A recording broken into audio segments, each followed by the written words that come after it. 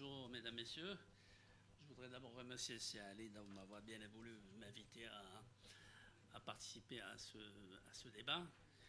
Je voudrais dire que par rapport aux orateurs qui m'ont précédé, moi ce qui m'a d'abord interpellé dans cette note, c'est la démarche. Ce n'était pas une note d'orientation du ministre des Finances, c'était un compte-rendu d'un certain nombre de commissions qui ont été créées pour réfléchir à la perspective de développement du Maroc. Donc c'est cette approche participative de l'ensemble des acteurs économiques de l'époque par C. Abdelrahim qui m'a interpellé. Et ça, c'est ce modèle qui se place par rapport à aujourd'hui. On voit que cette initiative de développement venait de la base. Aujourd'hui, les initiatives de développement, malheureusement, elles ne viennent pas de la base. On ne consulte pas les gens sur ça, on les consulte, on leur fait approuver des démarches conçues, la plupart du temps, par des bureaux d'études étrangers dans le cadre de la perspective de développement du Maroc. Donc la chose essentielle qui m'a interpellé, c'est celle-là. C'est-à-dire, on va faire un plan qui correspond aux aspirations des gens auxquels il est destiné. Même si à l'époque, il était difficile de trouver des interlocuteurs dans toutes les franges de la société marocaine. Ça, c'est la première question qui m'a interpellé. La deuxième, c'est que quand on lit la note, quand on arrive aux conclusions, on s'aperçoit que la problématique qu'on voulait résoudre à l'époque à travers ce plan quinquennal, c'est la même problématique que nous sommes en train de vivre aujourd'hui. C'est-à-dire, on a un problème d'emploi, on a un problème d'enseignement, c'est extrêmement important, et puis on a un problème de partage des richesses entre une classe sociale privilégiée et une classe sociale moins privilégiée. Donc, c'est pour ça que je trouve que cette note, elle pose réellement la problématique aujourd'hui du Maroc. Ensuite, cette note aussi est le reflet du rapport de l'organisation politique du Maroc à l'époque. Il y avait, le pouvoir n'était pas un pouvoir unique, le pouvoir était un pouvoir partagé entre les deux forces institutionnelles qui ont amené à l'indépendance du Maroc, c'est-à-dire la monarchie et le mouvement national. Donc cette note traduisait cette dualité et cette possibilité de dialogue, parce que c'est Abdelrahim, même dans son discours, à chaque fois il répète qu'il a consulté Sa Majesté sur un certain nombre de thèmes dans cette note. Donc c'est quand je refais un retour en arrière et je reviens aujourd'hui, et je me dis que est-ce qu'on a encore un contexte équivalent permettant d'avoir une démarche équivalente pour postuler à un développement économique du Maroc différent de celui d'aujourd'hui? C'est la question que je me suis posée à travers cette note. Bon, bien sûr, j'ai relevé dans la note des interventions qui correspondent à ce qu'était le Maroc dans les années 1959. Beaucoup de gens d'entre vous ne l'ont pas connu, mais des gens comme moi l'ont connu. En 1959, j'avais passé le bac et donc j'étais étudiant et j'ai vécu dans un milieu traditionnel. J'ai vécu le Maroc des années de plomb à Fès, dans la Médina de Fès, donc je connaissais le chemin parcouru et le chemin à faire par le Maroc. Et c'est pour ça que j'ai trouvé cette note extrêmement intéressante sur ce plan-là. Si on veut parler d'avenir, il faut parler d'avenir avec les intéressés. On ne peut pas le faire entre spécialistes.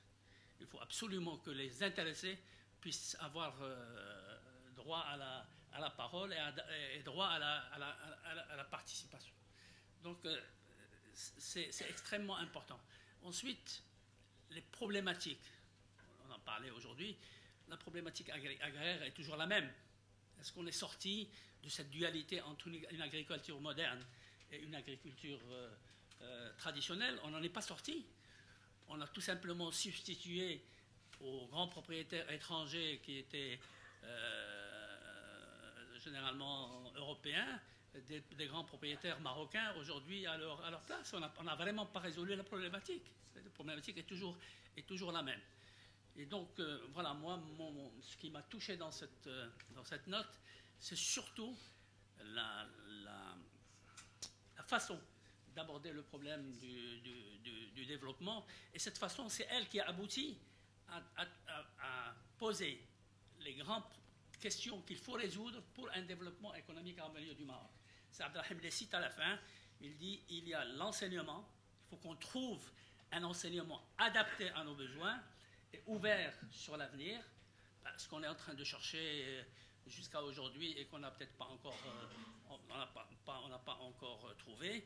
Il faut s'intéresser aux campagnes pour les amener au niveau de développement de ce qui était élevé à l'époque, mais il faut toujours poser le problème dans un contexte déterminé. C'est important. Et puis, il y a un problème réellement de partage des richesses entre une frange de population qui a profité de l'indépendance et puis une frange de la population qui n'a pas tiré le même profit. Bon, voilà. Je vous remercie.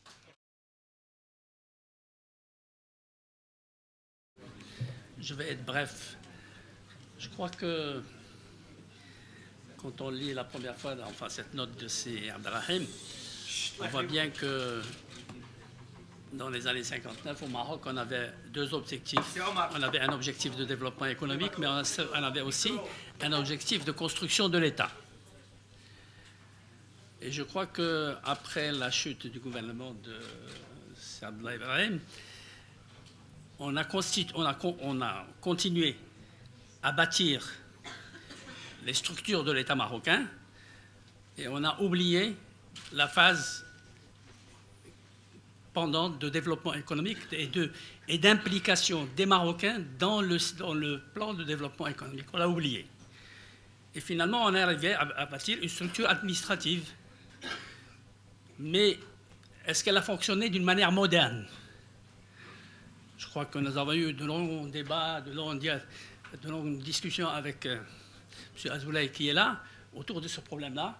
Et moi, je disais toujours, on a une administration qui avait un dogme, moi je décide et vous exécutez les autres. C'est-à-dire il n'y avait pas de dialogue. L'administration marocaine, sa caractéristique essentielle était celle-là.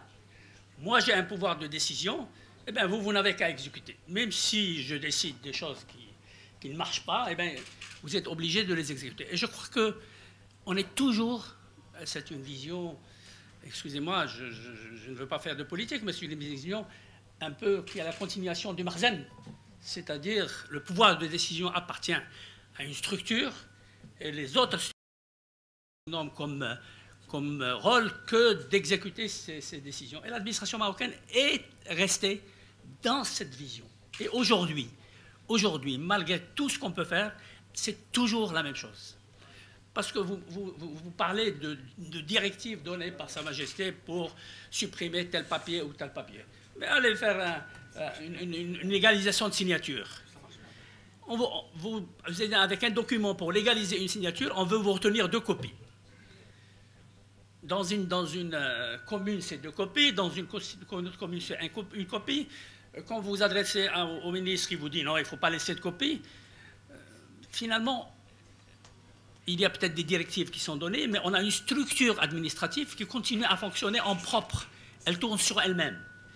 Et tant qu'on n'arrive pas à modifier le fonctionnement de cette structure administrative, on n'ira pas vers une application d'un modèle de développement harmonieux et cohérent. Donc je crois que c'est un problème qu'on contourne, qu'on ne veut pas affronter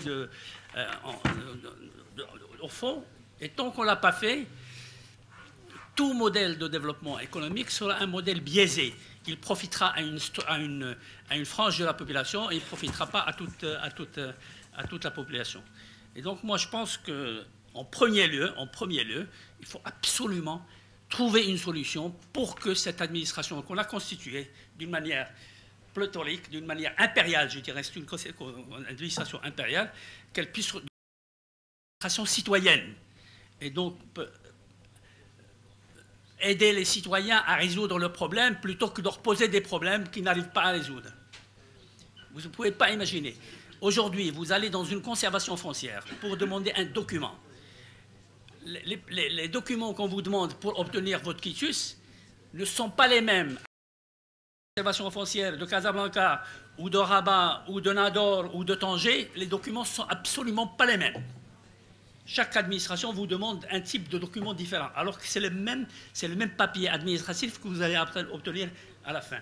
Et donc moi je dis, au Maroc, tant qu'on ne s'est pas réellement investi dans la transformation des structures administratives de manière à les faire tourner au bénéfice des citoyens et pas au bénéfice des pouvoirs de cette administration elle-même qu'elle défend corps et âme, ben on n'arrivera pas à avoir un modèle de développement harmonieux. Et donc si on se penche maintenant sur un modèle de développement pour les 5 ans à venir qui puisse faire du Maroc un pays, pas en développement, mais un développement à un rythme accéléré, il faut absolument qu'on résolve ces problèmes. Parce que c'est des problèmes qui pénalisent les entreprises. Les chefs d'entreprise, ils passent 50% de leur temps à résoudre des problèmes administratifs. Et donc, pendant ce temps-là, eh ils ne réfléchissent pas à une expansion de leur activité industrielle ils ne pensent qu'à ça. La gestion, ça consiste à résoudre un certain nombre de problèmes administratifs et de faire le déplacement à Rabat pour voir si on connaît des gens qui vont accélérer la procédure quelconque. On est toujours dans cette idée. Pour résoudre un problème, il faut monter à Rabat. Vous ne pouvez pas le résoudre, même à partir d'une ville qui est le poumon industriel. Vous ne pouvez pas résoudre le problème, il faut monter à Rabat. Et donc, c'est ces freins qu'il faut essayer de lever. Et ces freins ne peuvent être levés que dans un processus qui était imaginé dans les années 59, c'est-à-dire un processus de bâtir un État marocain vers l'avenir et tourné vers l'extérieur et ouvert sur l'extérieur. Et finalement, on a bâti un État marocain fort, stratégiquement fort, présent politiquement, mais malheureusement, sur le plan économique, on est encore en train de patiner. Et moi, je dis que le document qu'on nous a donné, sur lequel est basé aujourd'hui ce dialogue, c'est un document très pertinent, parce que finalement, les mêmes problèmes qui étaient en 1959 sont les mêmes problèmes qui sont aujourd'hui. Et moi, je dis qu'ils sont plus complexes, parce qu'effectivement, on a bâti un outil administratif qui n'existait pas à l'époque. C'était un outil administratif à moitié colonial en 1959. Et on a bâti un outil administratif qui a fait du jacobisme. C'est un outil jacobin. Plus que la France a fait évoluer son outil administratif, et nous, on a copié cet outil administratif, et il est aujourd'hui permanent au Maroc. Voilà. Merci.